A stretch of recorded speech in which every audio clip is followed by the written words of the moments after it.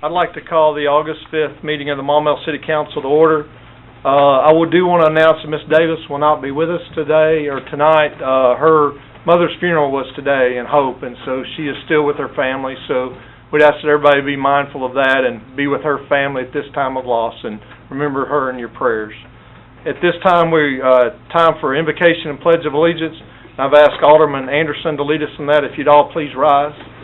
Dear Heavenly God, thank you for bringing us all together again, and I hope that we can do your business, the city business, in the way that you want us to do. Please be with those that have lost loved ones, and be with those families that have sick and injured people. Also, please God, be with the family members and the men and women that are overseas and protecting our freedoms. And we ask these things in your name. Amen. Amen. I pledge allegiance to the flag of the United States of America and to the republic for which it stands, one nation, under God, indivisible, with liberty and justice for all. Our first item tonight under special guests and announcements is a life-saving award. And it's 2 awards that we're going to hand out to 2 of our lifeguards. On July the 15th, we had an incident at the Maumelle pool, and a young lady was unresponsive in the water. And the lifeguards did exactly as they were trained. They stepped in and saved this little girl's life, and she's here tonight with us also, and we're proud to have her here. But what I'm going to ask at this time is if our 2 lifeguards would come up, and then I'll meet them around front and do these presentations. And I'm going to read them, and then we're going to present them to each one of them. But says the City of Maumelle, Arkansas Life Saving Award is presented to Buck Zerga for saving the life of pool patron Brayley DePrano by actions that resulted in the successful resuscitation of a near drowning on July the 15th, 2013. Awarded this 5th day of August, 2013. Signed, Michael Watson, Mayor, Philip Rayburn, Director of Parks and Recreation. Congratulations, Buck.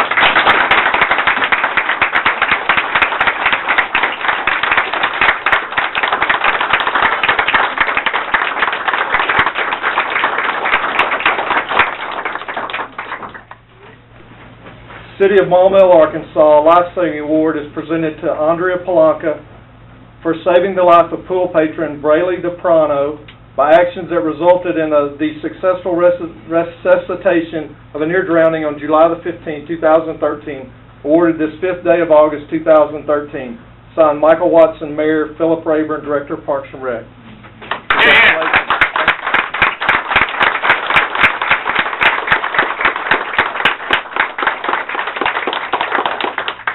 And would Brayley like to come up here and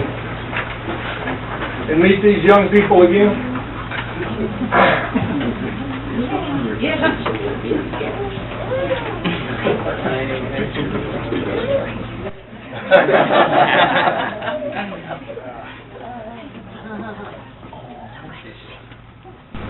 Brayley, we're so glad you could be here with us tonight.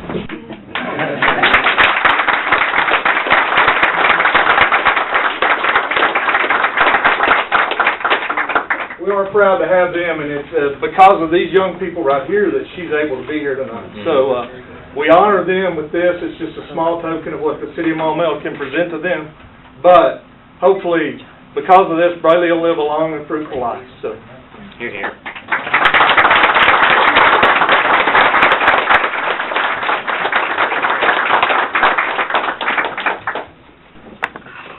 I know we have large crowds here that were just here for that event.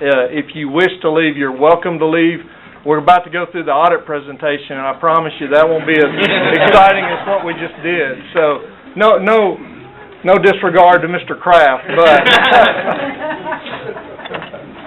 and we appreciate everybody that came out to see that.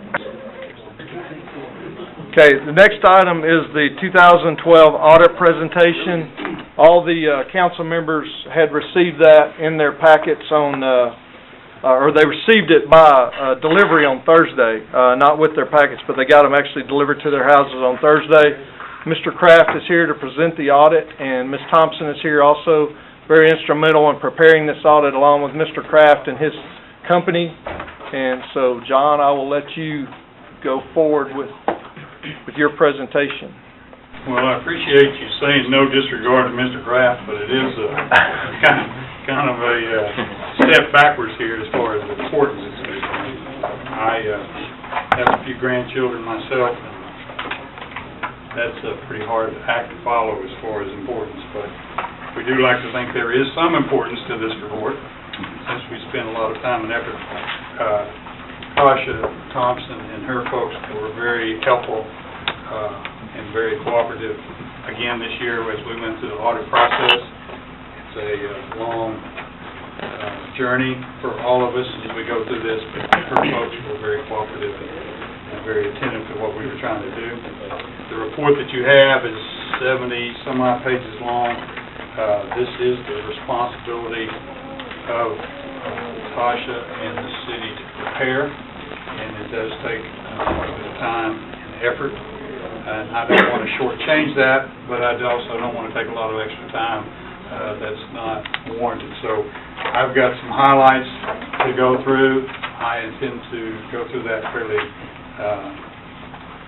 quickly. If you have any questions or things that you want me to stop and spend more time on, feel free to just let me know, and we'll stop and spend more time on it. If you go to Roman numerals 1 through 3, first of all, let me just say there are two letters. One is a 2-page document, one page that we'll talk about at the end. I want to just set those aside for the time being, but I-1 through I-3 is just a transmittal letter from the mayor and Ms. Thompson, kind of an introduction to the report. If you go to IV, from number 4, that's a Certificate of Achievement of Excellence, which the city has now received for several years, and is a real mark of distinction as far as the quality of the financial report that is put together each year. The goal, again, this year was to have this report meet the criteria to obtain that certificate again this year. That we won't know, of course, until it's been submitted and reviewed. But that's something that Tasha and the city can take pride in, for sure. And if you go to page 1, the number 1, that's our independent auditor's report. Down 1, 2, 3, 4th paragraph under the heading Opinions. That is the crux of what we issue in our report, which says that these financial statements are fairly presented in all material respects and properly present the financial statements that are included. I don't really need these, but I'll wear them just in case. So that's what we call a clean opinion, which is also what you would want to achieve. Following that, pages 3 through 11 are management's discussion and analysis, and that's the city's opportunity to explain and present in maybe different formats some of the financial data that's included in the financial statements. Those pages are not actually subject to full-blown audit procedures, but we do review those and try to ensure that any of the data included in the management discussion analysis agrees with and does not conflict with any of the data that's included in the audited financial statements. And we did not find any problem with anything that was said or presented in the management discussion and analysis. Page 12 through 16 are the financial statements which are the result of the bulk of our audit work. The city has what can be confusing financial statements. It's the required format for municipalities, but you basically have what people in business would look at as two different balance sheets, one on page 12 which is the statement of net position, which probably follows more closely what you would expect to see in a business set of financial statements. It includes non-current assets and non-current liabilities, which are not included on page 14, which is titled balance sheet. Both are required presentations, but each serves a different purpose. You also have basically two statements that would resemble income statements to a business. Page 13 is your statement of activities, which shows revenue and expenditures in a different format than you see on page 15. Page 13 relates to the statement of net position, and you'll notice down on near the bottom it says change in net position. Under governmental activities, that's $1,511,000, and the total, which includes the business activities, which is the sanitation department, is $1,651,000. And then it shows you your beginning net position, ending net positions, which agree to page 12. So it's basically just showing you the activity that brought about the increase of $1.6 million in your net position on page 12. Then if you go to page 15, this is more in tune with governmental fund accounting, and it tracks the revenue and expenditures. And if you're on page 15, the far right-hand column, total governmental funds, it shows a net change in fund balances of $812,811,704, which relates to page 14, which again shows you the beginning and ending fund balances, which tie to page 14. All of that, I'm sure, is very stimulating conversation. That's just to try to help in the understanding of why do I have two balance sheets and two income statements. And then page 16 is an effort to try to relate the two. Why do I show $811,704 net change in fund balances on page 15, and then all the differences between that and the $1,511,000 that you see on page 13. And most of it has to do with the fact that you don't include non-current assets and non-current liabilities on the balance sheet on page 12, and you do on page 12 and you don't on page 14, and so it causes the activities to be different.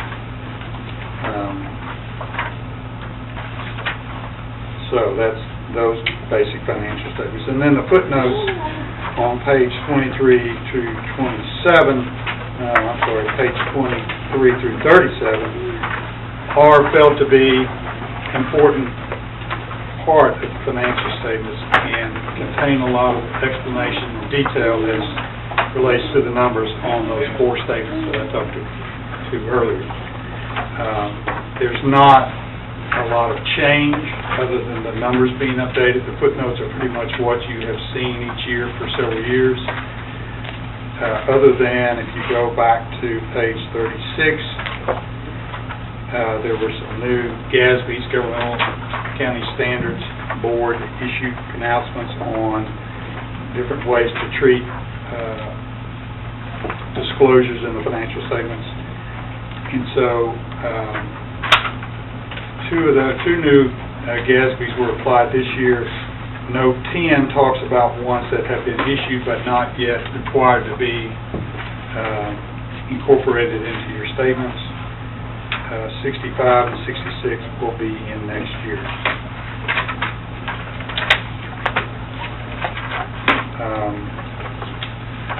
Then you get to the supplemental schedules. Page 38 through 41 are schedules that we do limited procedures to test those statements, primarily tying those back to the basic statements. Page 39, for instance,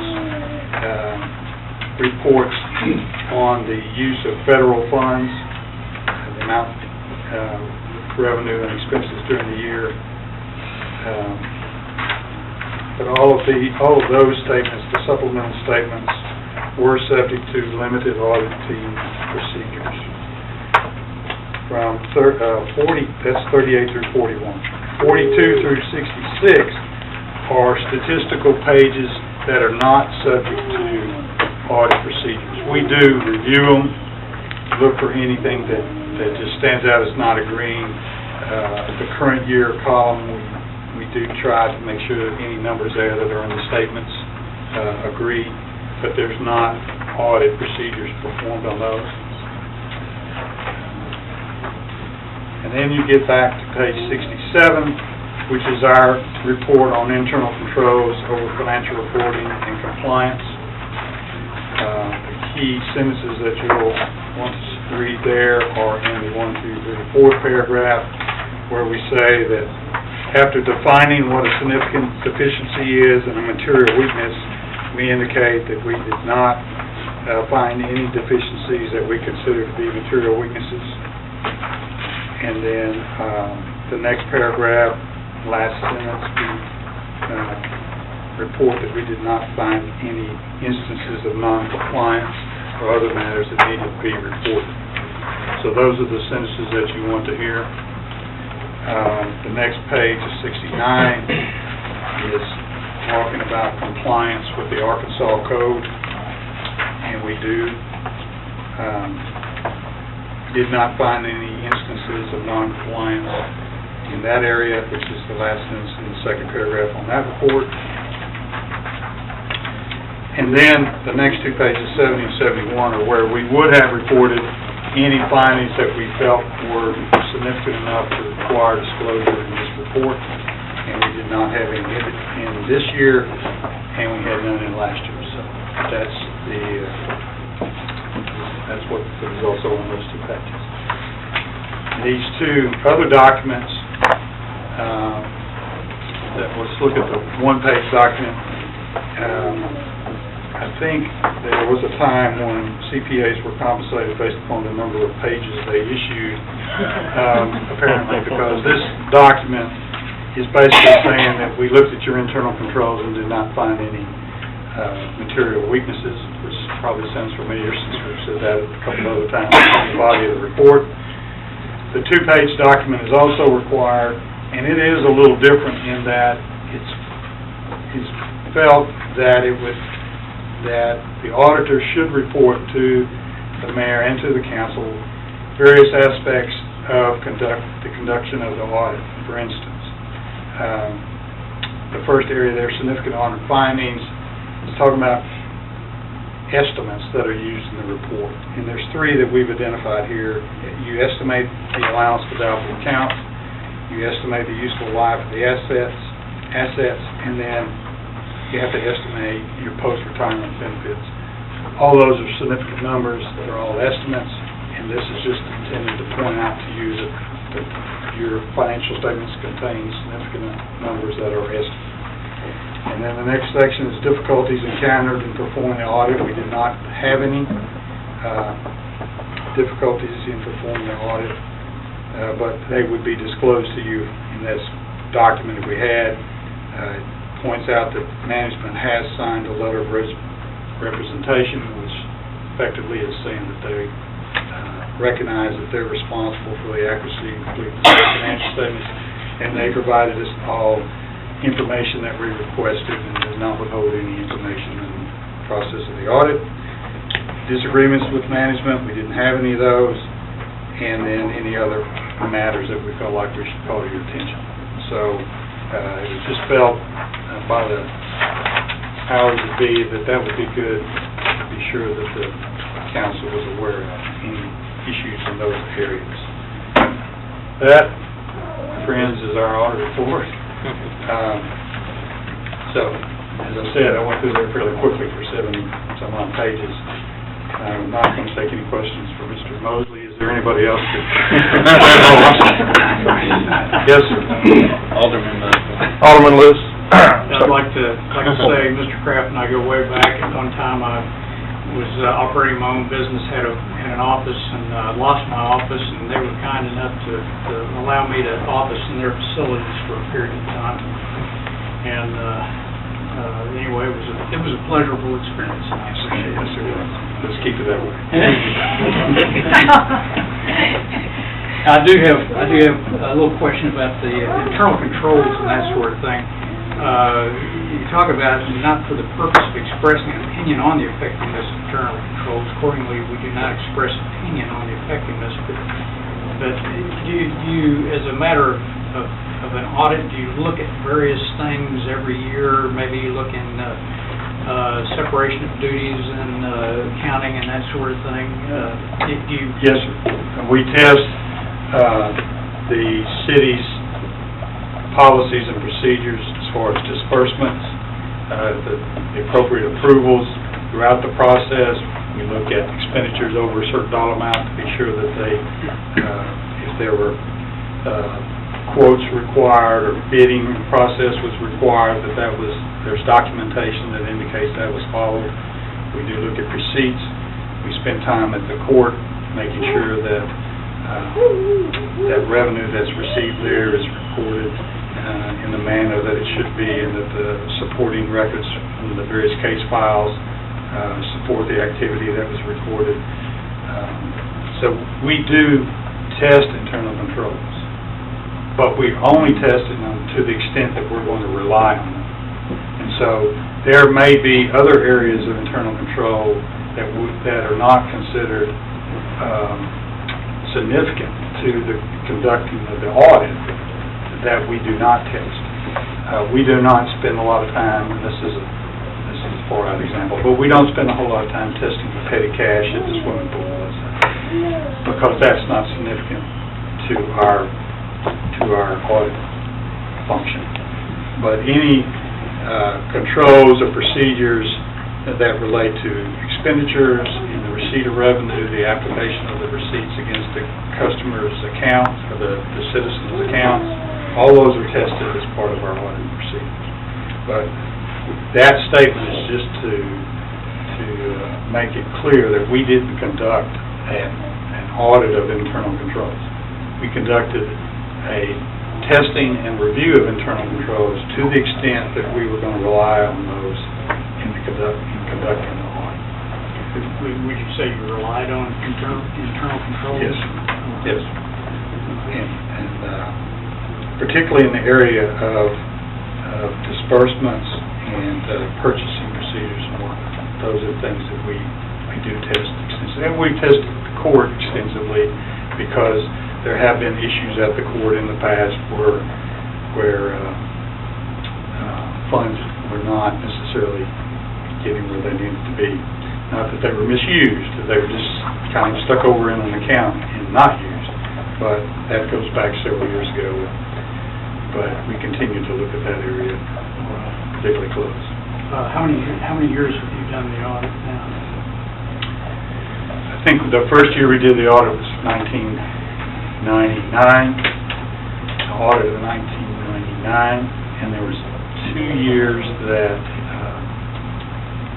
legislative audit did the work without our involvement, and then we've come back and audited since then. So from 99 to date, with a 2-year gap in there where legislative audit did. Yes, I've got one last question. The Certificate of Achievement for Excellence in Financial Reporting, that in no way is part of the audit, is that correct? It's more a presentation of the auditors or the financial statements by the in-house financial officer, is that what that is? Right. It's the organization that issues that certificate only has this report to review. So they're not aware of what procedures were or were not performed in the conduct of the audit. So they're looking at the presentation here. But they do a very thorough job of ensuring that all the disclosures are what they should be. The presentation of the reports are what they should be. I don't remember now, but it's a fairly detailed list of the city will receive feedback from this organization. Even though you get the certificate, they will still point out things that they would prefer that you do differently the next year. And it's obvious that they do a very thorough review of this document before you're allowed, or before you're issued that certificate. That's all the questions I have for you. I have one from Ms. Thompson, one from she's up to bat. Okay. Anyone else? Yeah, did you have one for Mr. Kraft? It's actually for both of them.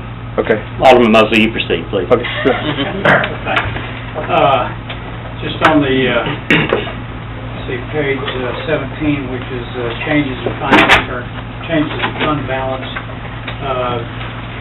It looked like we had more revenues than budgeted. Looks like we had fewer expenses than budgeted. There was one item under fire that apparently there was a big budgeted item in the revised budget that we didn't spend the money. Is that the fire truck, or what was that, do you know? Yes, that was the fire truck. It was budgeted for us to put back money to commit for in future periods. We're going to spend the money. That's all I've got. Thank you. Alderman Lewis?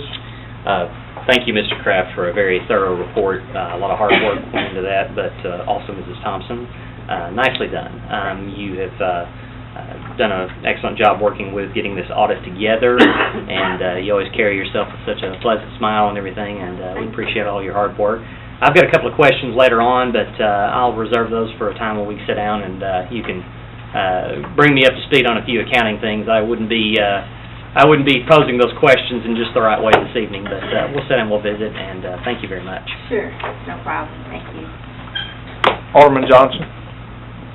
Just for one comment for those of you that might not have been around, and we did try the legislative audit one time, which was free and everything. We like to never got them out of the offices. A year later, we was getting our report and everything, and I think somewhere along the line we decided to go back to independent, and I think it's been well worth the money going back.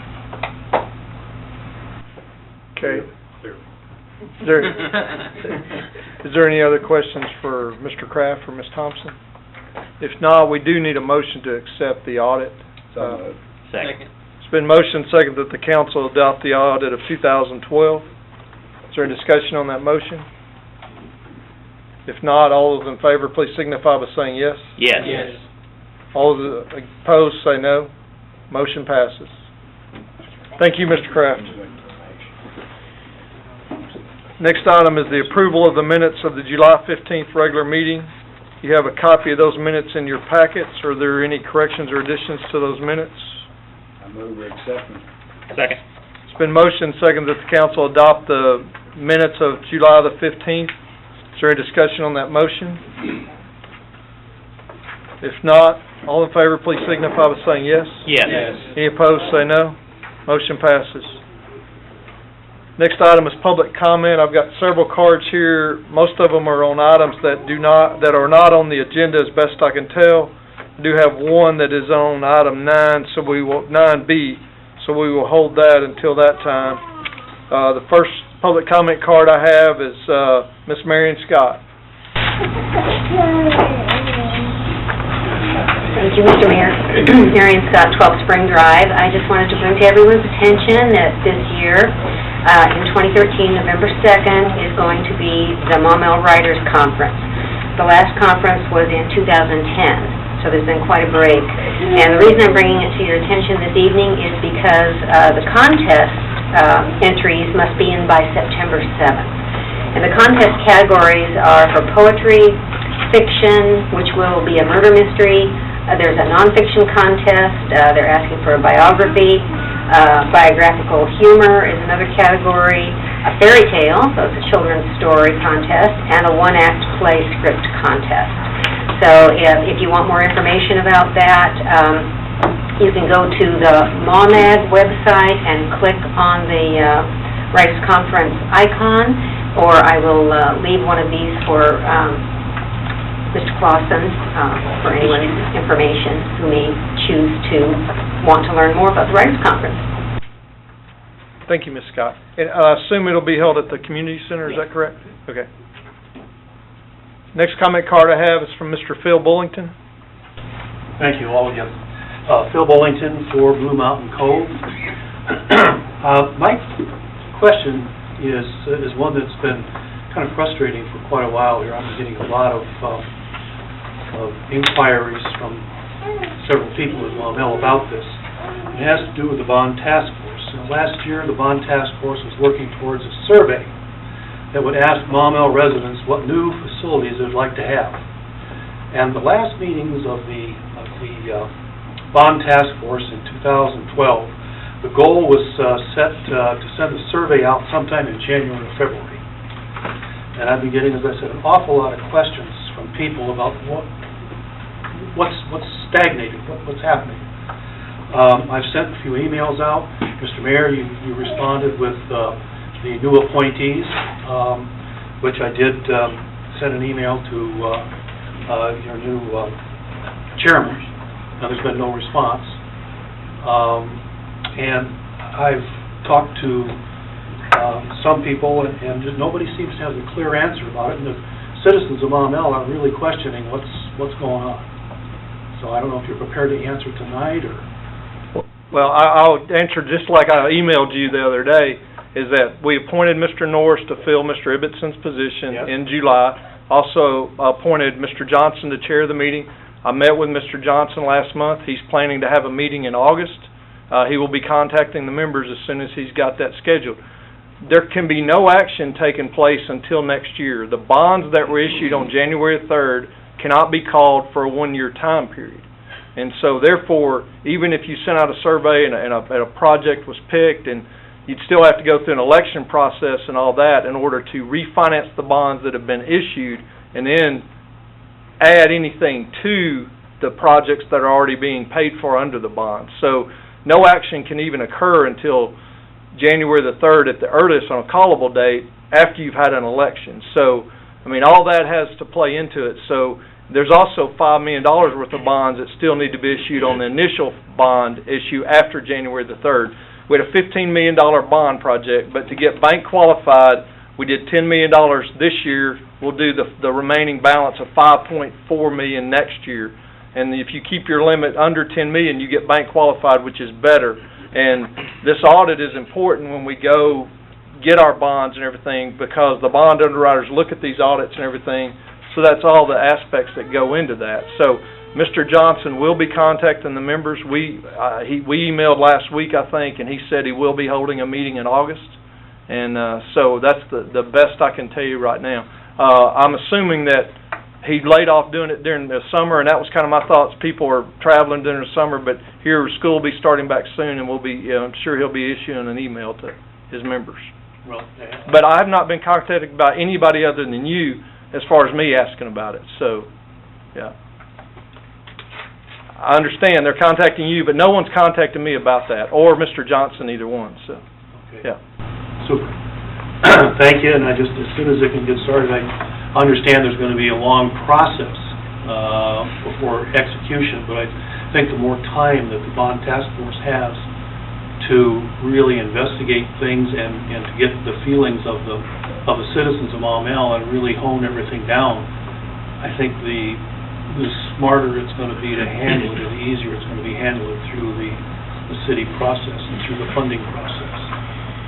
So, okay, thank you. The next public comment card is from State Representative Mark Lowry. Good evening, everyone. I wanted to just make an announcement, give you a little bit of report. State your name and address for the record. I'm sorry, Mr. Lowry. Mark Lowry, 229 Summit Valley Circle. Thank you. Some of you probably already know from maybe having conversations with me or with the mayor, or others may have just seen some activity in Suite 570 in this building. I had a conversation with the mayor sometime during the legislative session about a desire to have a part-time legislative office open. And the intent of that is for that office to be able to serve as best as possible as a clearinghouse for citizens who may have questions about various issues. I mean, it could be, of course, if I get questions about trash and potholes, I'll send them to you guys. But sometimes we run into a lot of situations many times where the people who are able to get the best help, we maybe look at them and say, oh, well, they're the haves, and the ones that don't get the help are the have-nots. But really, the issue comes down to access to information. And so I want this office to be able to serve in that capacity, to be an access for the information, even if it's a question about Social Security, if it's a question about Veterans Affairs, even something that's on the federal level, that we'll be able to have the phone numbers, have the information, maybe even be able to make the first call for them to Congressman Griffin's office or the Senator's office, whatever, to get them in touch. And certainly in terms of state legislative issues, we also would want to do that. My plan right now is changed a little bit about my availability of being in the office. It looks like my teaching schedule is going to be just on Tuesdays and Thursdays. So Monday, Wednesday, and Friday, better part of those days, I'm going to be available. But I'm also going to be working with the UCA and UALR, finding interns in political science or public administration that would like to add something to their resume, maybe actually even get a little bit of compensation, and teach them the ropes, I guess, a little bit in terms of how to be able to negotiate contact with various entities. I'd hoped to get this open very quickly after the legislative session and just had a number of just family things, personal things come up. I'm also very hands-on. I could have hired someone to paint the offices, but I kind of like to get in there myself, and I'm glad I did, because the first color choices we gave didn't work out too good. So we made some adjustments. But we're getting close to being ready. I have not nailed down specifically today. One of the things I want to do is coordinate with the Chamber of Commerce for maybe some type of an open house or ribbon cutting. But right now, tentatively, we're going to unveil or have an open house August 15th, which would be Thursday of next week. It would be, and please, if you have any feedback or input that you know of something else that's going on that day, 5:30, 6 o'clock, that would conflict, please let me know, and we haven't announced that yet. But that is the plan. We want people to come by and hopefully recognize it. It's their office. As far as I know, and I've not had anyone dispute me, I'd be one of the few legislators in the state that is attempting to do something like this. And I'm fortunate that I have the capability, time-wise, to be able to do it. I'm extremely blessed by the mayor's offer to provide this space. We were just talking one day, and I said I'm trying to find some office space close to the city center. And he said he had some space. It would probably take a little bit of elbow grease. It has. But I'm extremely happy with the space, and I think you will too. So thank you for that opportunity, and I will be sending to every one of you a formal invitation once we nail down the date here in the next several days. Alderman Saunders. Just for public information, you mentioned August the 15th is the open house, room 270? 570. I'm sorry, 570. What are the hours of that open house? Well, again, I'm going to try to coordinate that. I'm hoping to do something in conjunction with Chamber of Commerce, whether it's ribbon cutting, but probably with 5:30 or 6. I know we've got to be sensitive to people's ability to be able to get from their jobs in Little Rock, but we'd probably be there for several hours. Okay. So I'm thinking 5:30 to 7:30. Okay. Thank you very much. Thank you, Representative Lambert. Next card I have is from Mr. Bill Arnold. Bill Arnold, 22 Riverwood Place. Since we're rapidly approaching the time that we're going to become a recycling city, I was considering how best you can communicate to us residents how well we're doing in recycling. So I was considering, I've got an extensive background in performance metrics, but not in recycling metrics. So I went on site, started to do some research, and I found that there are some metrics that are being used widely. In fact, I downloaded, and I have to read this to you. Best practices for local government solid waste recycling, diversion from landfill, and waste reduction, done by a North Carolina community. It was done in 2011. It's 229 pages. They reviewed 24 communities across the states from California to Pennsylvania. And there are some metrics in there that I think that you should consider, and goals to set that you should consider for us residents, why we recycle. I can go through, I have examples of these I can pass out to you so you can look at what I'm talking about, if I can do that. Yes, sir. Yes, sir. And the reason I'm coming today rather than waiting until we're recycling is because I couldn't verify one of the criterions being collected. And that's, these are the metrics that were used by most of the communities. They looked at, as you look at the top line, they looked at recycling tonnage. That's going to be reported by Waste Management, if Waste Management is the company we go with in January. Disposed tonnage has to be collected by the city, and that's the one criterion I'm not sure is being collected. I went on a public works site, and they report cubic yards. We need tonnage, and I don't know if that's being collected or not. It is. I mean, they weigh the trucks at the Good. landfill. Then, this first line, it's showing the amount we're diverting from landfills. And so, the way that the program results is calculated is you add the two together, and then you take what percentage the recycled tonnage is of the total tonnage. And the reason, and I put some in here for you to look at for goals to communicate to us what you expect us to be able to do.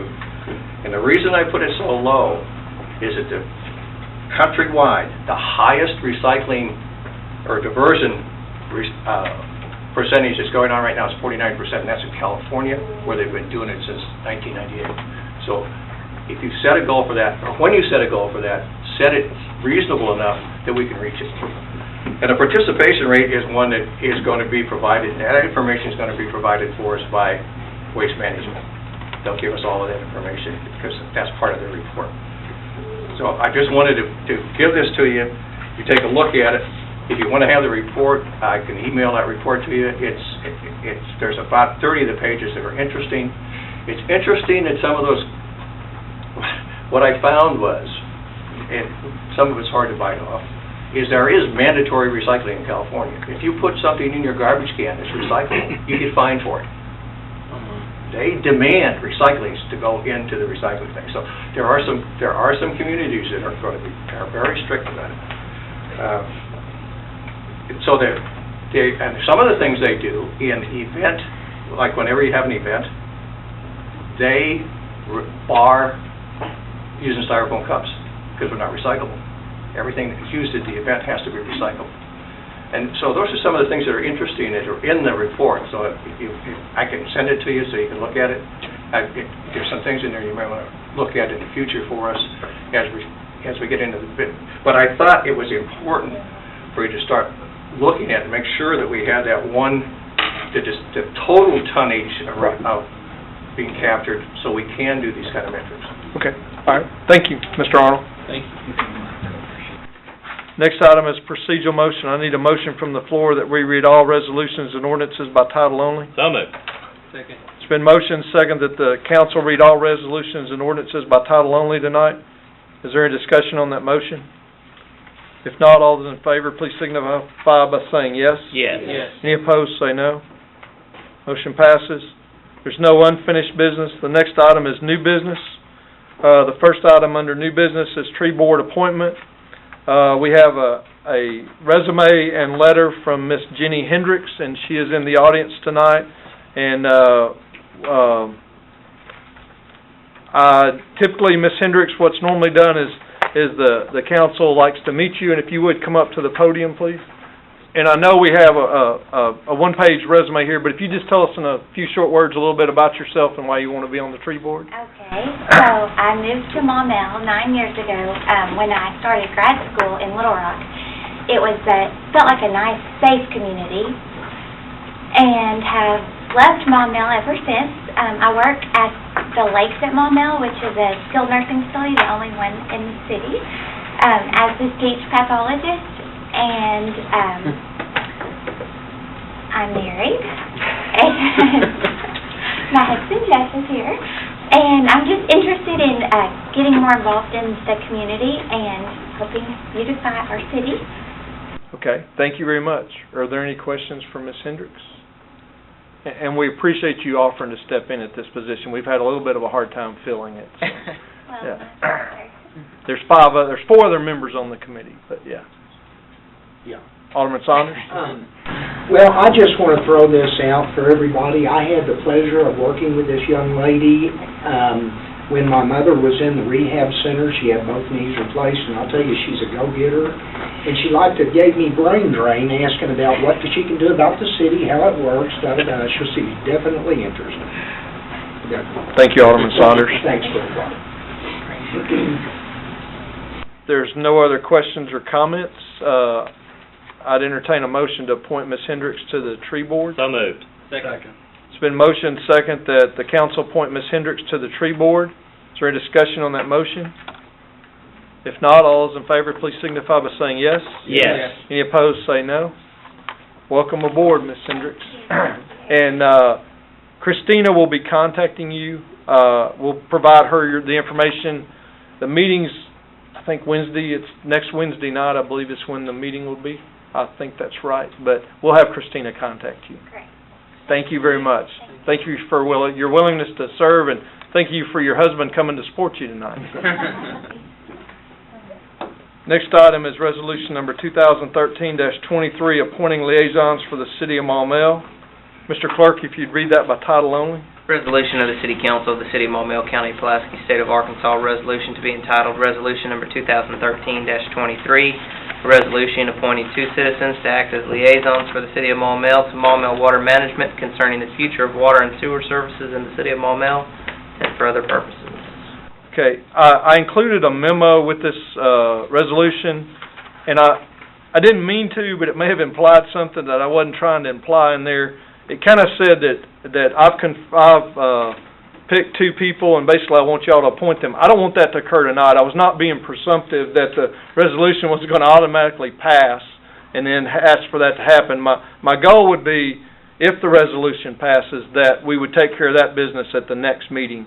But so basically it was just kind of to explain what I thought would be a way to proceed forward with this resolution and how it would act with guidance from Madam City Attorney and everything on the staggered terms and how we would fill the terms initially and things like that. None of that is, none of that the council has to do, and I'm not asking for that tonight anyway. That tonight, the only thing that should be considered is Resolution 2013-23, and that we would not be appointing any liaisons tonight. I just want that very clear. And it wasn't, after I reread it, I kind of saw where that was kind of implied, and that I was not trying to assume that not trying to just assume the council would approve it and then we would move forward from there. So, Alderman Hogue? What is the mechanism that we have in place right now that authorizes 2 liaisons? I guess I'm questioning the need for this. The city has no mechanism in place. The Maumelle Water Management requested that Mayor Johnson appoint 2 liaisons, and I don't even know the year that it started. It probably was 2002 or 2003. I know Pam Brockhouse was one of the original liaisons, and then when she left, I put Chief Glenn in her position. And Randall Polk was the other liaison, and I don't know how long he had served as a liaison before I was mayor, but he was also there, and then he had conflicts with his schedule, and I appointed Mr. Andrews this year, but there's nothing in the city... So this will just clean up what we've been doing. Okay. Right, yeah, and that's why Alderman Lewis and Alderman Kelly brought it forward, is basically there's nothing, if you go look in our city codes or anything, it's not there, so yeah, any mechanism for that. Then I would propose that we approve resolution number... 2013-23. Right. Second. Okay. Second. Okay. Is there a discussion on the motion? Alderman Norris? My question was, why are we doing this in a resolution as opposed to an ordinance? That was Madam City Attorney's recommendation. And since she cannot be here... Okay. Yeah. Thank you. Sorry. I asked the same question. She said a resolution was sufficient. So I'm going to trust her advice on that. Alderman Mosley? Yeah, I had the same question as Alderman Norris. In fact, I thought it was an ordinance. You're asking I didn't realize it was a resolution. It looked like something that probably needed to be read 3 times and have some citizen input and that sort of thing. I've got 2 things that sort of like Alderman Hope, this is really not any different than what's already going on.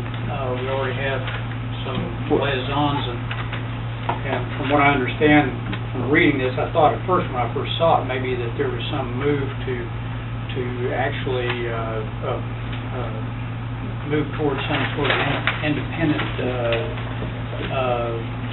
water and sewer district or something, but I don't see anything in that. It's basically just, I guess, formalizing what we've been doing. And in a way, I almost hate to even do that, because it almost gives the impression or the illusion that we're somehow or another taking steps to oversee MWM, where really all we're doing is still observing. That's one of my concerns.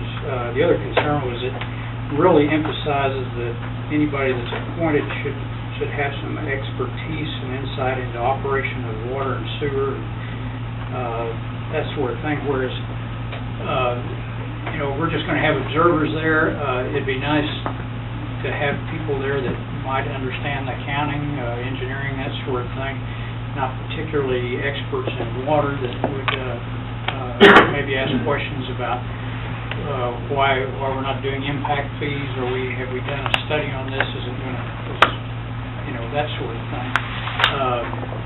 I'd like to see, a lawyer or something like that. I'd hate to see that restricted to just people that are in water or sewer, but I guess what really concerns me is just it might give the impression that we're somehow or another taking some type of step, and we're not really moving toward overseeing the MWM or anything like that.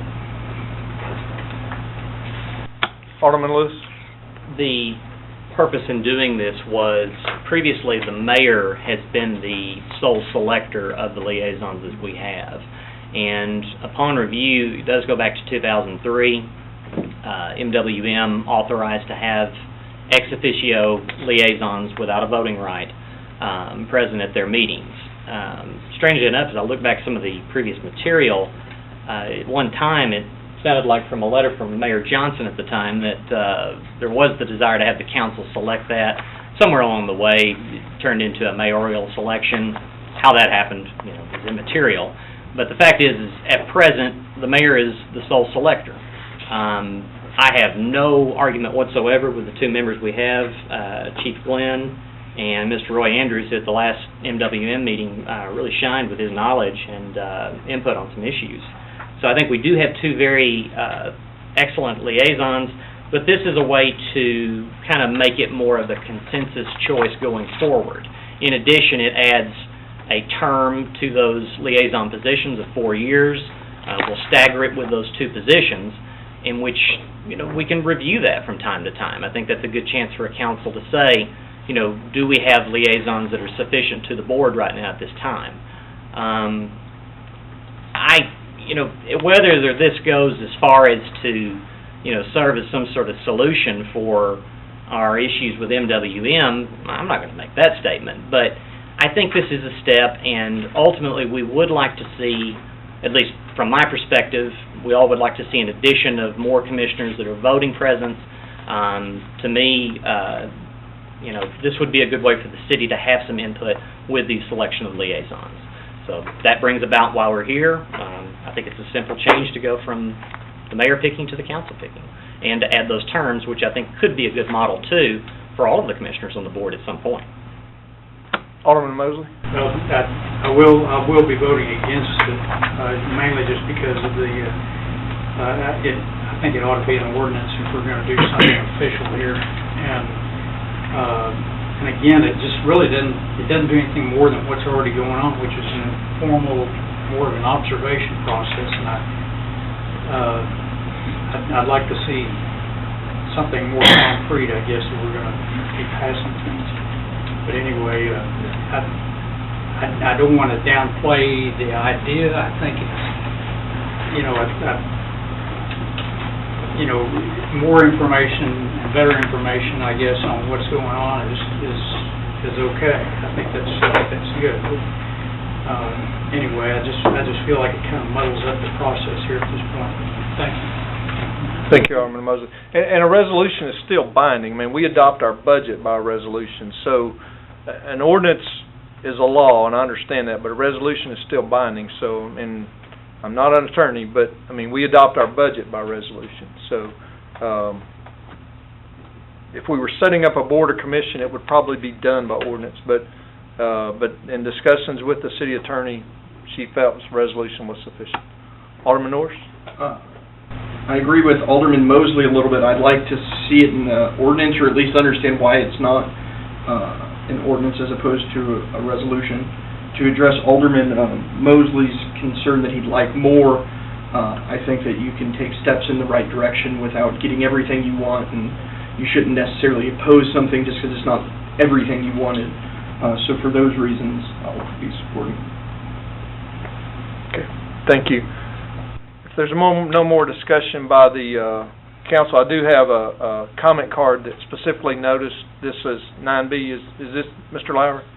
Okay, State Representative Mark Lowry, if you'd come to the podium, please. Mark Lowry, I still live at 229 Sun Valley Circle. Nothing's changed. I wanted to first apologize for the incorrect information that I gave at last week's meeting about the lawsuit and how it dealt with Representative Garner's act that was passed in the 2011 session.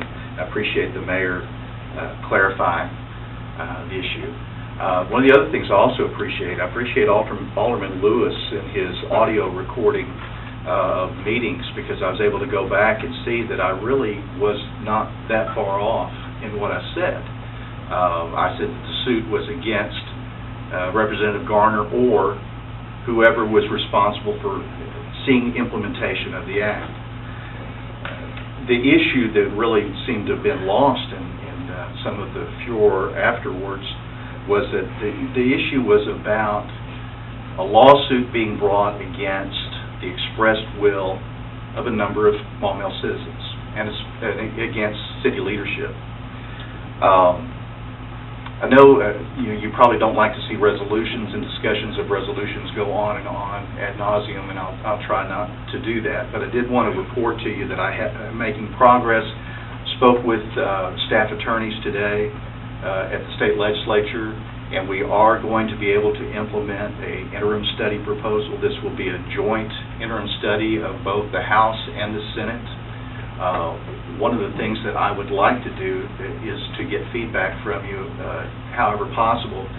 The City County Local Affairs Committee, which is the committee that this type of legislation would come under, they meet every other month. And this month, we are meeting for 2 days later in the month in Hot Springs at the conference of the Association of Arkansas Counties. I think it would be a good venue, and we actually can have some draft legislation prepared by then. However, I want to make it as easy as possible for you and also for Maumelle citizens to be able to attend the meeting. So I'm certainly willing to hold off until October, when we will actually be holding our joint meeting at the Capitol. So I had several other things I want to say, but I just really wanted to see if there was any feedback on that, of whether you would rather hold that till October so that it's easier for you to be able to attend the meeting if you so desire. Do you know the dates in August, Representative Lowry? I was just sent the agenda today. I think it's like August 20th and 21st. The main issue was the fact that it's going to be in Hot Springs. Okay. Yeah. The dates were really not the issue as much as the location. Yes. Alderman Mosley. I don't really want to delay anything you all are working on, that's for sure, but it'd be nice if as many people could see what you all are doing. Right, and at the point that we can't enact legislation, all we can really do is draft it and have discussions. We can also take testimony. I've already spoken with Belinda Harris-Ritter, asked that her and her husband George, who've done a lot of research specifically on Maumelle water management or on the suburban improvement district, but they've also researched the law on suburban improvement districts. I think that there is a way for us to be able to approach this and resolve any fears about lawsuits. I mean, there are ways that you can put triggers into legislation. Now, I'm going to leave a lot of that to the attorneys to try and mesh that out, but the several things that we have to do, one is we have to make sure that we don't write legislation that's local legislation. So it has to have triggers in there that could impact any suburban improvement district anywhere else in the state. You know, one of the false statements that's being made about Representative Garner's legislation is that it was unconstitutional because it was local legislation. That's not correct. The way it was written, it would have affected any suburban improvement district for time immemorial. Okay?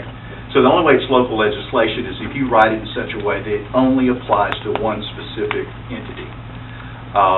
So that's one of the things that, in talking to the attorneys today, that they appreciated, that I understand, that we can't write something that is just so cleverly crafted that it only applies to one specific situation. And one of the critical issues, obviously, we'd be looking at would be governance, and the issues that you've actually talked about in terms of having elected leaders of that entity, whether it's a public utility, whether it's a suburban improvement district, or whether it's something that the city oversees. And you know, I have felt just from a democratic process perspective that that's something that's necessary. But I will tell you, after my own personal experience, after the meeting last week, of being, I'm sorry, I mean, I just can't, verbally assaulted because of the comments that I made, I just started thinking, you know, we probably are always tempted to maybe come back at someone who really chews on us, but you know, two things keep us from doing that. One is just common civility, and the other is that we have to run for re-election. These water commissioners do not. And for me, that was all the proof I needed, that we really need to move forward to make sure that there's more accountability. I don't question the transparency of Maumelle Water, but I do question the issue of direct voter, ratepayer accountability. And so that's what we're going to be working towards in the interim study. It's a process that we're going to take our time on. And so that's why I wanted to emphasize that we can wait several months because we can't enact this legislation. You know, my hope would be that we can make enough progress on this legislation that it can serve as an incentive for the different parties to come back to the table. And that's what I'm hoping for. So just wanted to, I think I've gotten your feedback that waiting till October would be fine. And I will keep you informed of all the draft legislation and all the things that we start finding in the process. Thank you. Thank you. That's all I wanted to, if it's going to be October, that's fine. Okay. Thank you, Representative Lowry. Alderman Kelly. I'd like to point out one thing. As you can tell, MSID 500 and this whole water management governance issue is a huge issue. It's going to require the state to work on it. What we're trying to settle by resolution is to clean up how our city does business. And I don't think the status quo of having a mayor-appointed liaison who is qualified or not qualified is the answer. That's why Alderman Lewis and I got together and championed the resolution to clean up what we're doing. Now, we have two excellent liaisons, well-qualified in water management, and they know what they're doing. But going forward, I think it's smart that the city clean up our own act. We have control of that. So that's why I sponsored the resolution. Thank you, Alderman Kelly. Alderman Lewis? Thank you very much for those comments, Alderman Kelly. You know, somewhere we were talking about liaisons at one point, and it kind of drifted into another discussion that was a little bit more germane to our special meeting that we had last week. And frankly, as much as I appreciate his hard work on this issue, I feel like Representative Lowry is wanting to kind of insert himself into this issue somewhat forcibly. And then vis-a-vis playing the victim card last week after a conversation that he had, I don't see where that has any bearing to the discussion that we're having here. And frankly, I'd like to get on to a vote. I think that is nothing more than a sideshow. Thank you, Alderman Lewis. Alderman Norris? I just wanted to take a moment to thank Representative Lowry for listening to the concerns of some of the council members and for getting involved at our request. Thank you.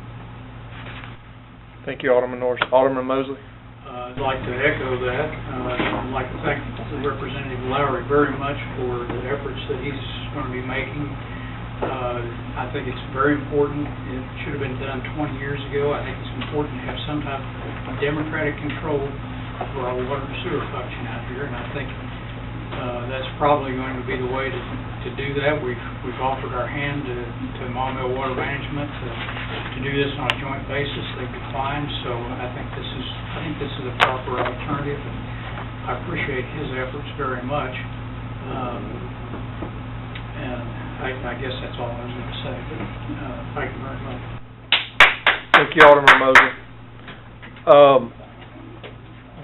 We have a motion and a second before the council to approve appointing 2 citizens to act as liaisons for the city of Maumelle, from the city of Maumelle to Maumelle Water Management.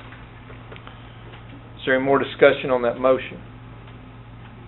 If not, all those in favor, please signify by saying yes. Yes. Yes. Any opposed, say no. I want to say no, thanks. The motion passes. Next item is resolution number 2013-24. Mr. Clerk, if you'd read that by title only. Resolution of the City Council of the City of Maumelle, Pulaski County, Arkansas, resolution number 2013-24, a resolution to amend the 2013 general fund budget. Thank you. This resolution is before you basically because I think a word was left out of a budget request. And what happened is in the budget, in the capital, in the CIP schedule, it says mobile computers for police cars, $11,000. As I understand it now, it should have said software for mobile computers and dispatching computers and updates is what it should have said. So basically it got put in a capital item when it should have been in the operating budget. So this request is simply to ask to transfer the $11,000 out of capital into general fund under computer maintenance so that the software can be purchased and the update can be purchased. So it's one of those things that came up from the police and finance, was working on it. Now I don't know where the word got left out. I don't know actually, but it just went in the wrong place. So, but Chief Williams is here. Lieutenant Wilson, who is over that part of our police, is also here. If you have any questions, Ms. Thompson would be happy to answer you also. But basically, that's why this budget request is there. Not asking you to spend any more money than had the council had already allocated in the budget. It's just transferring it from one pot to another pot. I move we approve resolution 2013-24. We have a motion and second to approve resolution 2013-24. Is there discussion on that motion? If not, all those in favor, please signify by saying yes. Yes. Any opposed, say no. Motion passes. Thank you. Thank you, Chief Williams and Lieutenant Wilson, for being here tonight.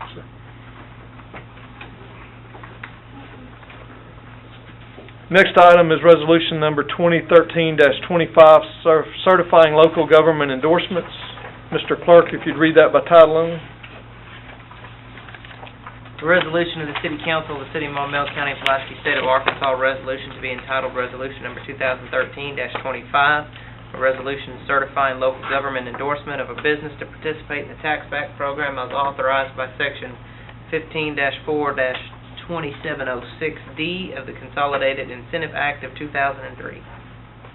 Okay, let me point out one thing. There was a typo in the resolution that was in your packet. If you look down under item 2, it said Department of Finance Administration is authorized to refund local sales and use tax to, and it did say Leisure Arts. You had a different one placed at your position tonight that says Imbibitive Manufacturing Incorporated. Imbibitive Manufacturing is a industry that's located in Maumelle. You may know it as Imbicor. That's what it says on the building. This is their parent company, but Imbicor is what it goes by, and they make polymer beads that absorb chemicals, is what they do. And this is the exact same resolution that was done for Leisure Arts. That's why when you do the cut and paste, we left a Leisure Arts in there when it should have been the new company there. They're planning to do $250,000 in building renovation and $250,000 in equipment and controls within the building. They will be hiring 3 to 6 new employees is what they applied to the state and said. So $500,000 worth of improvement. This would give back the 1% city sales tax on that portion of the construction equipment purchase. Alderman Mosley? Yeah, is this very similar to the Leisure Arts stand? Leisure Arts, there were some, these were incentives being given by, what was it, the Area Chamber of Commerce?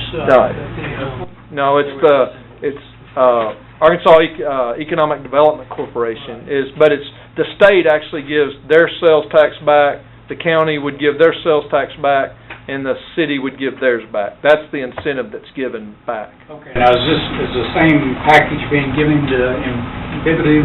Yes, yes, Leisure Arts? yes. Are they getting ready to leave the state or something like that? Or? No, they weren't getting ready to leave the state. It's just, it's called the tax back program, and it's for anybody that's doing improvements and creating new jobs in Arkansas.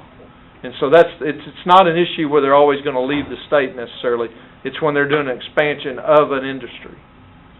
It was also done for Dillard's when they brought the facility here also, so. And it's done, I mean, I don't remember the exact one, but I saw one that Little Rock was considering at their next meeting also the other night, so. Okay, for whatever reason, I just don't have comfort on this, but let me think about it. Okay, all right. Thank you, Alderman Mosley. Alderman Anderson? I just need help and clarification. Is it related directly to creation of new jobs or expansion?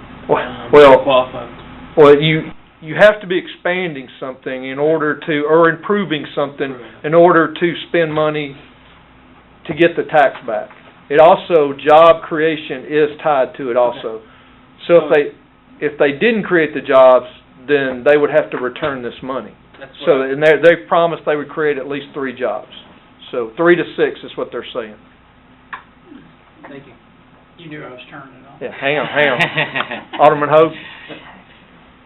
And it is a one-time incentive to... It's a one-time tax incentive, Right. That's correct. And it's only on the construction they're doing in this project. It doesn't continue to go on, just like Leisure Arts. Leisure Arts came in, they're doing a one-time thing, and same thing with Inhibitive Technologies. Then I move that we approve Resolution 2013-25. Second. It's been motioned, second, that the council approve Resolution 2013-25. Is there any discussion on that motion? Alderman Mosley? Well, I'm just going to say, I guess I'm going to have to do more research into how all this works here, because I guess it seems strange every time a company does something, add a job or something, it seems like they can get a tax back program here, but I'm going to go along with this. I need to know more in the future, because I didn't realize this was something we're going to be doing all the time. Well, and I'll tell you, it's not something you do all the time, but it's been done several times. I understood very much on the Leisure Arts thing, and that really made some sense, but I guess I just real uncomfortable on this one. Well, I mean, one of the things that you do by even creating 3 jobs at $12 an hour, that's $75,000 in payroll. I mean, just right there. So, you know, if they create the 6, it's $150,000 in payroll, annual payroll increase. So that's the reason the state does it, is because that payroll turns over several times within the state. As long as that person's working here, they're buying things, and I'm not saying just for Maumelle, I'm saying for all the central Arkansas. So that's why the state feels like it's a good incentive. This is triggered then by the state, I guess. Yeah, it is, yes. It is, yes, yes. But the state will not do it if the local government does not do it. All right. But the state would be giving up 6%, and the county gives up 1%, and Maumelle would give up 1%. Alderman Johnson? I believe, wasn't that a big issue on the steel mill down in Osceola? There's going to be big monies down there, and the state led that, I believe. Well, they did, but there's also, they got more of incentive package than this, yeah. But really, it is an incentive to get somebody to do business in your city. Or state. Well, and one of the requirements, in this case is they've checked the box that most of their business, in fact, 100% of it is out of state. It says what percentage of applicant sales is derived from out of state. It's 100%. They wouldn't have to be here. I mean, because they're not even selling anything in the state, so they could pick up and move.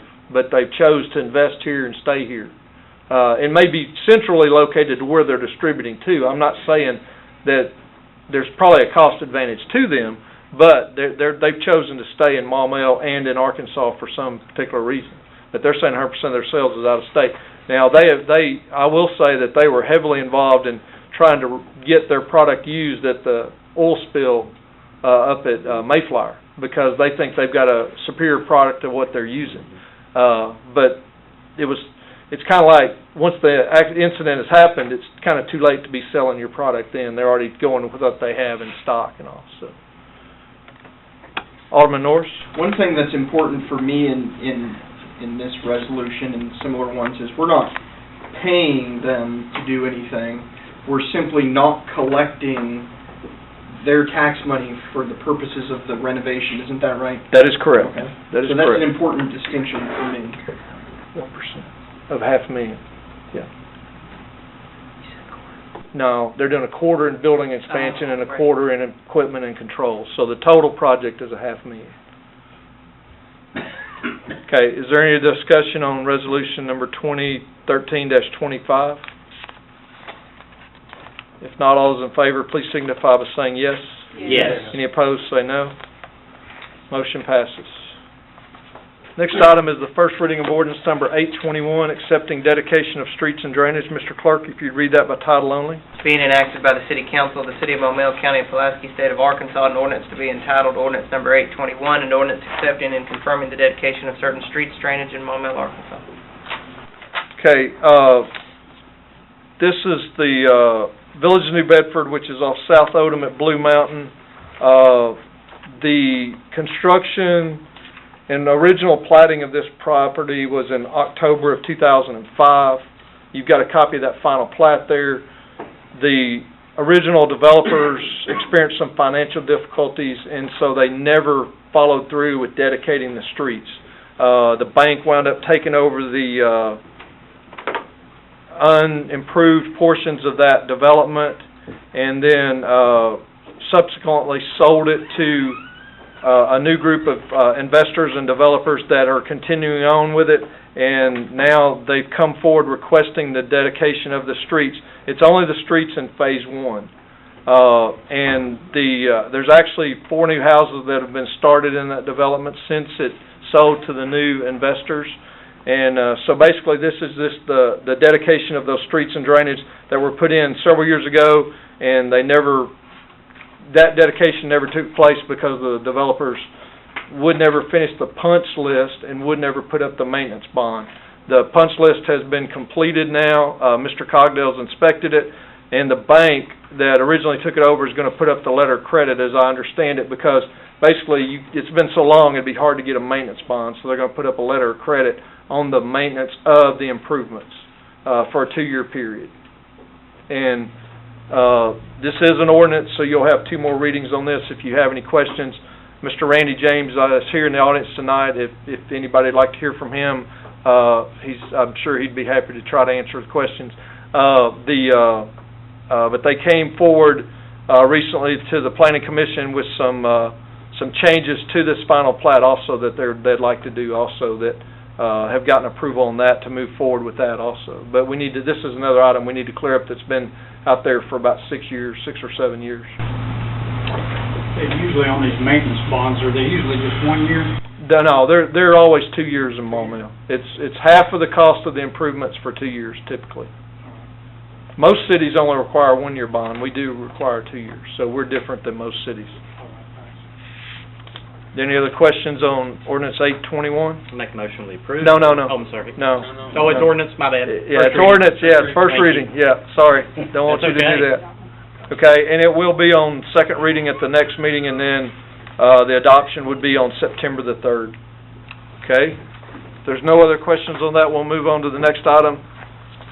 First reading ordinance 822, accepting dedication of streets and drainage. Mr. Clerk, if you'd read that by title only. An ordinance of the City Council of the City of Maumelle, County of Pulaski, State of Arkansas, an ordinance to be entitled Ordinance Number 822, an ordinance accepting and confirming the dedication of certain streets, drainage in Maumelle, Arkansas, upon the fulfillment of certain contingencies and for other purposes.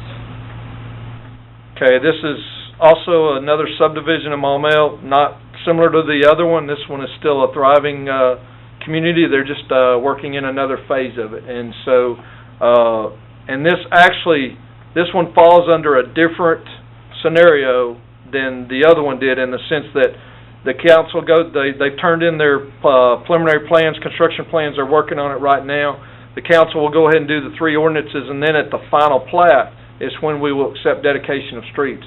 We kept running into problems in that similar one earlier we just had, that we'd do a final plat, but then they wouldn't dedicate the streets for various reasons. Well, then we had undedicated streets in that subdivision. So we changed the law a couple of years ago, and so this one falls under the new area, so that the council would go ahead and approve this. You won't see a maintenance bond at this time, but once the streets are constructed, Mr. Cogdell approves them, a maintenance bond is given to or to the city clerk, then Mr. Neri would sign off on the final plat. So there's checks and balances in place to make sure that all occurs, but it's a little different process, but it's still the same thing. It's dedication of streets and drainage to the City of Maumelle and Maumelle Valley Estates in another phase of it. And Mr. James also represents part of that partnership also. So he's here if there's any questions. Can I just ask? Sure. Where this is? I cannot picture where this is. Okay, it's the end of Lake Valley. It's connecting Lake Valley, and if you drive on Odom south, going toward Odom north, the second guard shack into Maumelle Valley, that is Lake Valley. Okay, you go past where the street goes down to Yes, two-lane? it's the two-lane section right there, and that'll be Lake Valley. Now, you won't be able to drive onto the roadways. Basically, you'll drive down Lake Valley and you'll come to a red gate.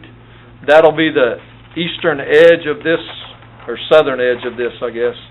Swamp is? It's a wetlands. It's not a swamp. It's a designated wetland. That's exactly where it is. Okay, I know where we are now, because it looks like a road would go across a wetland. Right. Yeah. And that's this long, skinny portion you see right there. That's the road that's across the wetland. I know where we are. All right. And then if you go in the other way, if you go on Maumelle Valley, you go down to Lake Valley and drive into Lake Valley, you'll enter into what's called Cypress Valley, and then it would connect up at the other end of this. Oh, okay. So. I know where that is. Okay. Are there any other questions on ordinance 822? It'll be on the second reading at our next meeting, and then September the 3rd would be the final reading. If there's no other questions, we'll move on to the next item. There was actually nothing under mayor's comments, which I think is the first time since I've been mayor, but I came up with one. So, no, it's actually, I'm going to ask the council, nobody has to do this, I just want to make you aware of an opportunity that you have.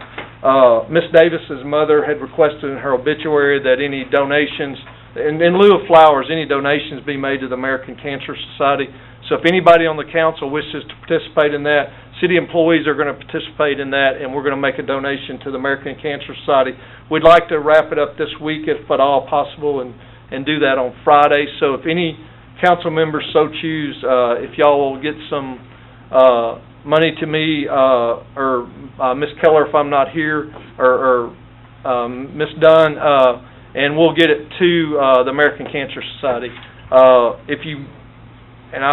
If you do a check, please make it out to the American Cancer Society, and we'll do that. So, don't make it out to anybody other than that, and we will make sure they get it. But nobody is obligated to do that. It's just if you wish to do that. So we want to make that opportunity available by the end of this week, if possible. If there's an issue, let me know, and we can work around that. And we don't have to make them all at once. And you're welcome to do it yourself too. If you just wish to make a contribution her name was Sandra Gaines Arnold Watkins. Yeah. Watkins. So Sandra Watkins, I mean, if you put it in her name, if you wish to do that also on your own, you're welcome to do that. So you don't have to go through the city in order to do that. And it's in the obituary that I sent out to everybody also, that same information, so. Okay, the next item is Planning Commission report. Alderman Hogue had that meeting. Was an interesting meeting. It was. To say the least. First of all, there was a site plan revision, I guess, for Maumelle Diamond Center Complex to allow them to build 2 more youth baseball fields, and that was approved unanimously. Then there was a request for a variance in Fairway Woods.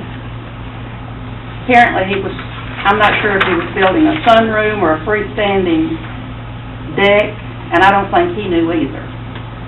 But anyway, he was not in compliance with the city code, nor was he in compliance with the property management association. So that was unanimously denied.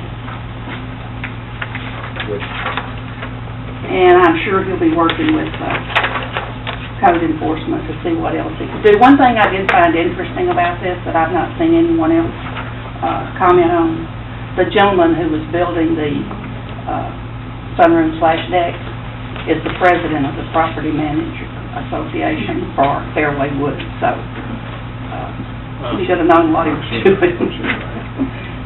And then there was a submission for a preliminary plat for Hog Pike Position, which is in our extraterritorial area.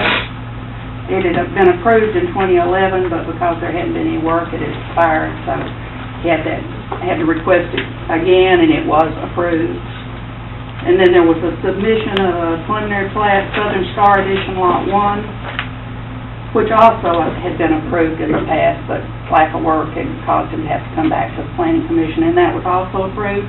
I'm not exactly sure where that particular plot is, but it was approved, and none of the items that was on the Planning Commission will be coming to the council.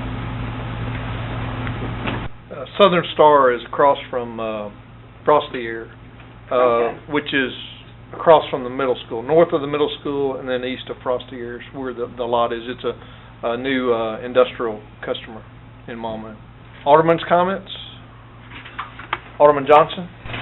I think I understood the email that city clerk sent to me, but on the solicitation, I don't mind someone soliciting in my house as long as they've gone by through you and everything, but I gathered that no solicitation that you people are wanting to put on there is for any solicitor, I assume. Was that the way that was worded? You sent me an email that said that if we wanted to have no solicitors. I'm not quite sure what you're asking. It pertained to the ordinance that you passed, 1st of July. If you request to be on the no solicitation list, then soliciting is prohibited at your residence. I don't mind people that have passed you to solicit at my house. I just don't want... So you would not request to be on the list? Okay.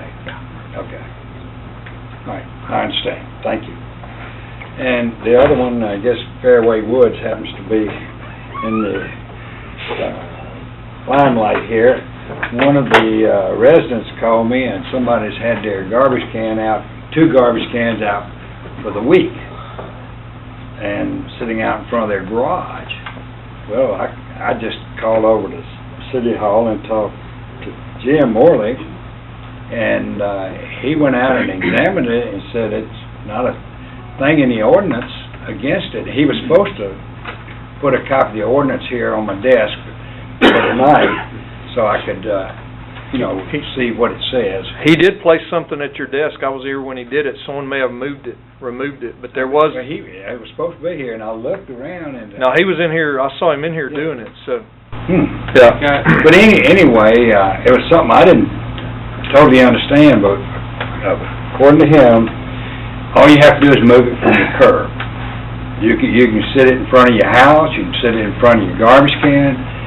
That's according to Jim, and that's correct. Reason I wanted it, and that's certainly not the way my impression of the way it was, because I know I've seen a lot of people that always had their garbage cans on the side of the house, and I know it applies to trailers and other kind of rigs being on the side of the house, but apparently it doesn't apply. Has to be removed from the curb. Yeah, that's what. That's the only provisions. Alderman Norris? My first question sort of touches one of the things that was talked about at the Planning Commission regarding our extraterritorial jurisdiction. My understanding is the state laws have changed as to how far we can go out. I don't know that we've talked much about that here. Do we currently have jurisdiction outside of that? Yes. Okay. So... The Planning Commission is considering it at this month's meeting. Okay.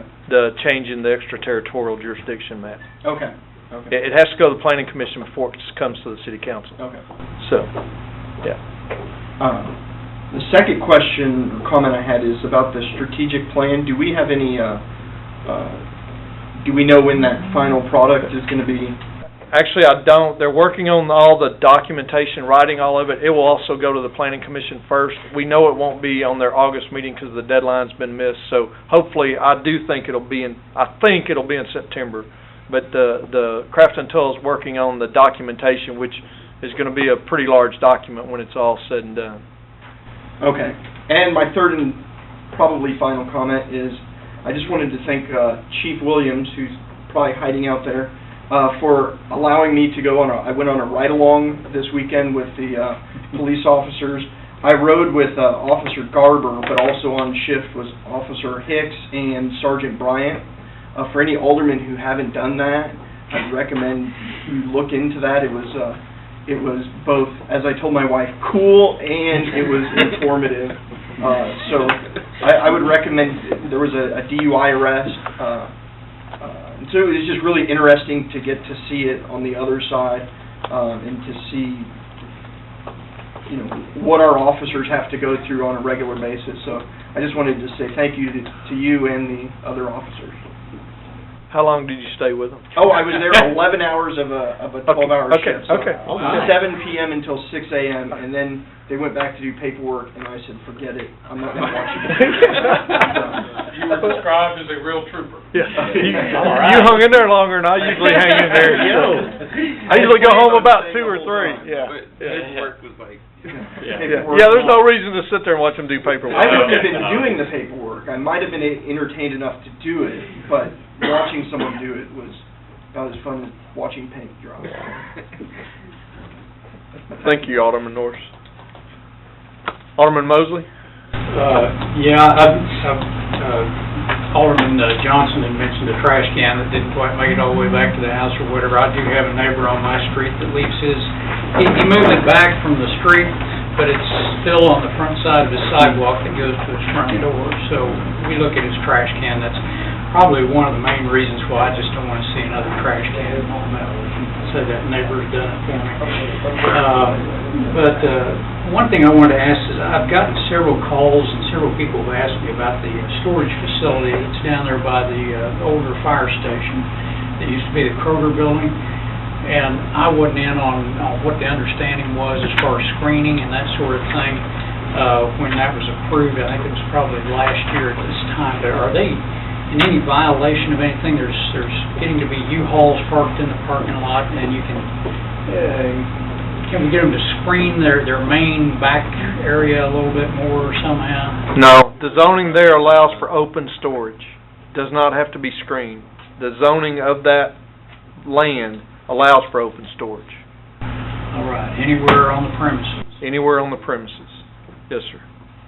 That's in 2 commercial zones you can do that, and C3 and C4 are those 2 zones, so it can be done in C3 and C4. Was there anything we learned from that deal that we could apply in the future, or was the zoning such that there wasn't anything we could do about it? That's correct. You can't change someone's zoning, make restrictions on them that are higher than their zoning requires them to do. So there is a fence around it, but it's not a screen fence around the back portion, but then by right, a storage unit can go in C3 also. So there's not anything that that can be done to say, no, they couldn't go in that zoning, and no, you can't have open display of storage products or your products.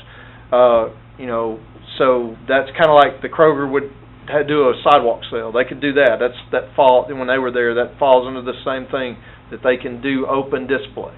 So, yeah. Nothing we can do about that. You could request it, and if they're willing to do it, I mean, a person, I'm not saying you specifically, but you could request the applicant to do something about it, but you couldn't force them to do that, yes.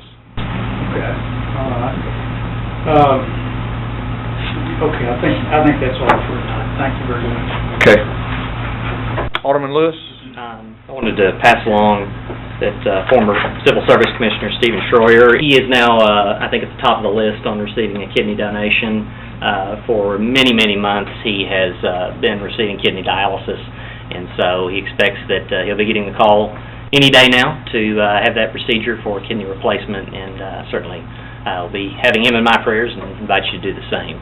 Last thing I want to say is I want to apologize to Representative Lowry for any offense that I may have offered. I chalk it up to we get personally fatigued about some of these things. We had a 2-hour-long meeting, and the one thing that's unfortunate sometimes is we all kind of bring our own personal feelings to all this, and I was guilty of that. And so my sincere apologies, and if you'd like to share a Diet Coke or anything like that, the invitation's open, sir. Thank you, Alderman Lewis. Alderman Hope?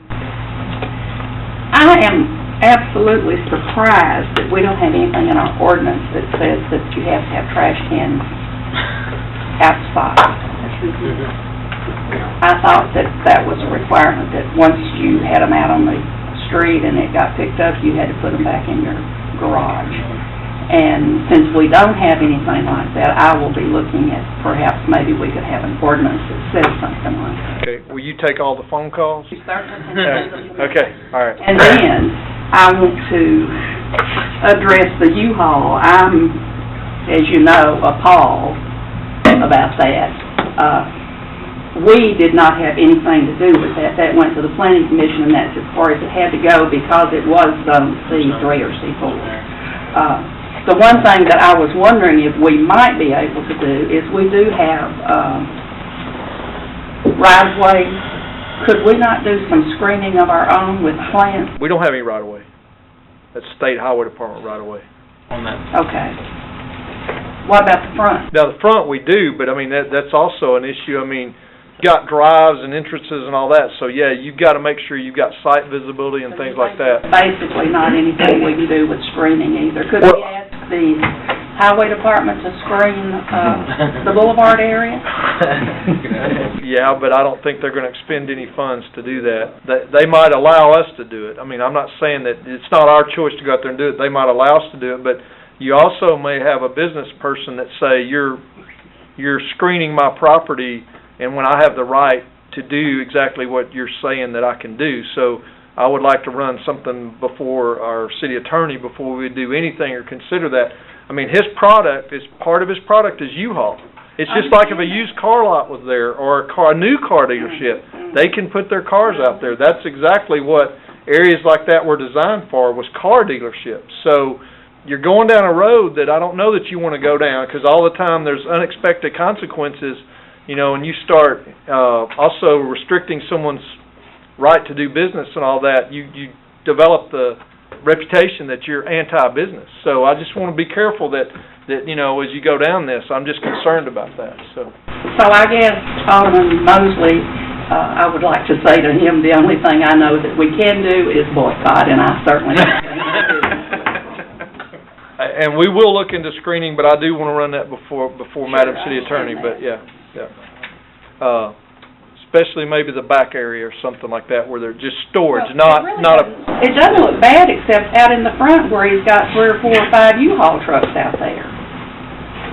It's orderly back there where they've got the RVs and things, and there is a fence and there is some screening, but it's just like, you know, how I protested about having 18-wheelers in the parking lot. I feel like it's the same issue. Understand. Alderman Johnson?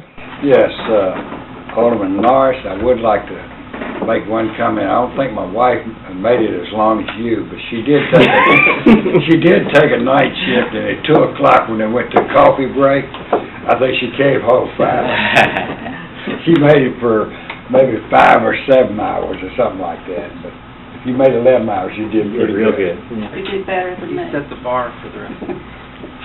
That's part of the police academy, too. Alderman Norris? I've got 2 things to add to my 3 things for a total of 5 things. I just wanted to go on the record as saying whether or not I like the trucks at the U-Haul place. I am personally not boycotting them. And I just want that if there are a few people doing that, I don't think it's the council coming out and saying boycott them. If I could convince my wife to take some stuff there, I guarantee you shipping it right now. The second thing, or the fifth thing, depending on how you look at it, is to anyone who got excited about the trash can issue, if an ordinance is going to be passed or put forth telling people where they can and can't put their trash cans, I wouldn't support it, but that doesn't mean you shouldn't do it. Be mindful that some people like me have a one-car garage,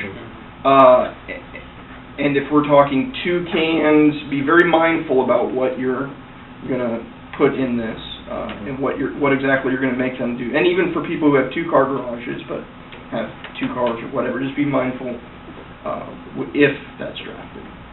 Please and thank you. Thank you, Alderman Norris. Alderman Mosley?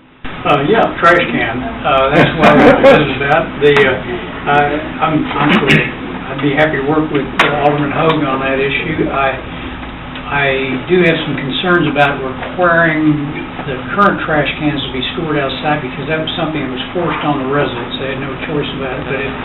But if we end up with a recycling deal and a second trash can, then that's something they're taking at choice. And so I think I'd be very willing to sign on to a deal where one of those, the recycle bin has to be stored outside. But I'm very interested in working on something like that, just to get some urban clutter out of the site. Thank you, Alderman Mosley. Alderman Saunders? Thank you, Mayor. Well, I don't want to hold us up any later than it already is, but I've just got to say my piece. I've said it 1,000 times, I guess. Alderman Norris talked about riding along with the police, and that's certainly something that's offered to everybody. I'm going to say again, as a matter of public record, now I have participated in just about everything you can do in Maumelle, and one of the most informative, the funnest, the coolest thing I've ever done was the Citizens Police Academy, and I would highly recommend that everyone go do that. You will learn a lot. It's so cool. It really is. No. Please, right along. I'm kidding. Alderman Norris? It's not even my own point. I've talked with the chief about that. I've submitted my application. So get your neighbors to do the same thing, and I think he said when enough people sign up, they'll have another class. I'm in. 15 to 20, Chief, is that what we try to look for? Or? We like to get, St. Williams. Where do you live? I'm not giving you my own We like to have a base of about 30, because it's been our experience with a group of about 30 people that say they're interested enough to fill out an application. We'll get somewhere in the neighborhood of 20 to 25, which that's a good size group. We can handle that very well. And, our guest instructors would like to see about that many come in. And we are really pressing hard to have one this fall. So, if we can get enough people. We love doing it, by the way. It's just something that the whole department enjoys doing and rallies behind. And we really do. We have a ball in that also. Alderman Johnson? They also serve dinner. It's free. And it's free, and it's even more free than I can go to the county jail, because you eat what they eat. That is quite an experience, but we really do. That night, you don't have to. We don't make you. That meal's what, $1 or $2 or something? I think it was about $1.14. It's quite. And you get your money's worth. And that's about it. usually Wednesday. Trying to find a night that we can accommodate everybody is tough, obvious. There's several nights that just don't work. So Tuesday, Wednesday, and Thursday are the only nights that we can really try. Sometimes Wednesday's church night, so. Any other alderman's comments? Mr. City Clerk, if there's no other items, I'd entertain a motion to adjourn. So moved. I hear second. Hear motion and second to adjourn. All those in favor signify by saying yes. Yes. Any opposed, say no. Meeting adjourned.